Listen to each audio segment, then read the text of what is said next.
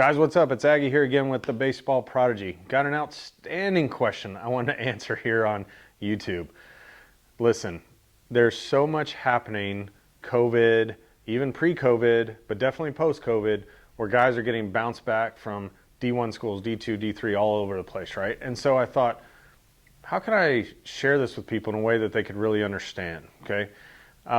This is just a part of the college recruiting process. That's why it's so important to make good decisions on the front end to make sure we are aligning ourselves with the proper school on the back end, okay? So I want to use the example of Babe Ruth, okay? So those that don't know about the Babe, he was an outstanding pitcher. He was an outstanding two-way guy before there were two-way guys, okay? He had, I think it was over 90 career wins as a left-handed pitcher on the mound.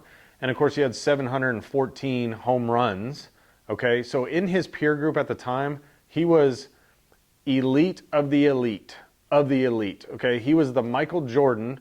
Don't even try and use LeBron. It's not even a conversation. Jordan was the best, end of story. You can check out another video on that one, and anybody who lived in my era knows that Jordan's the best. But that's neither here nor there. But Babe, without a doubt, was the best baseball player of his era, like hands down. Okay, and it happened to him.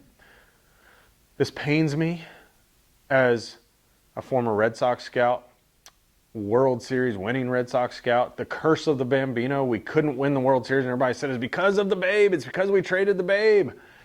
And you start to buy into that. If you're sitting in Fenway Park and you're at the Green Monster, and you know you're up in the World Series, or you get down in the first time where we won the World Series, and however many years that was, and we broke the curse of the Babe in 2004, you start to believe that stuff. You're like, man, there must be a curse because we traded away Babe Ruth, okay?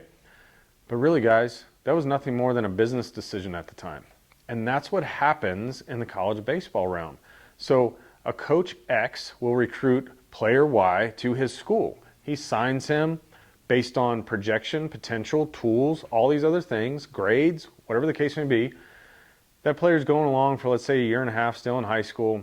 He gets to the school, but he hasn't really developed because he's walking around going, man, I'm a stud. I signed at this big-time SEC school or this big-time Big 12 school, whatever it is. And now I think I'm a superstar. In my peer group, I'm a superstar. But he's never really worked. He never really had a process around it. So he gets to the school, and that coach is like, this is the guy that I recruited? Man, he hasn't gotten any better in a year and a half. Or, man, I thought he was going to be 6'3", and he's only 5'11".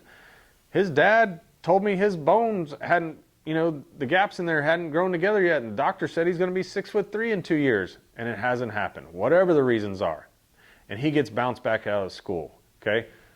Now, this guy goes on to be one of the greatest Yankees of all time. So not only in the AL East, but our arch nemesis as Red Sox fans and employees.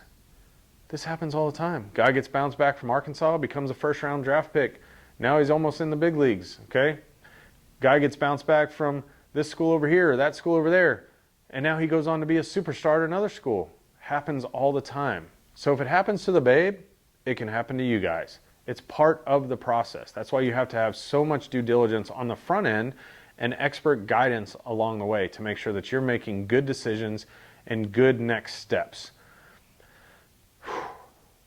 That pains me, the curse of the Bambino. But guess what? It's broken. And I'll wear my World Series ring in one of these videos coming up. But bottom line is, guys, it happens all the time in college baseball recruiting, so don't be surprised if it happens to your son. If you need help with this process, check out our free training in the description below, and we'll be more than happy to help guide your son through this process and to help him become one of the 97% success rate, or even higher as we're going along, of what we've been able to do over the last 2 decades. Over millions and millions and millions and millions of dollars of scholarships, and 72,000 is our average scholarship per player. That's a big deal. It's real money. So instead of saying, hey, I got to spend this much on the front end, when you save the 72,000, just invite me to your beach house that you bought with the savings. That's all I ask. We appreciate it, guys. Elevate the game.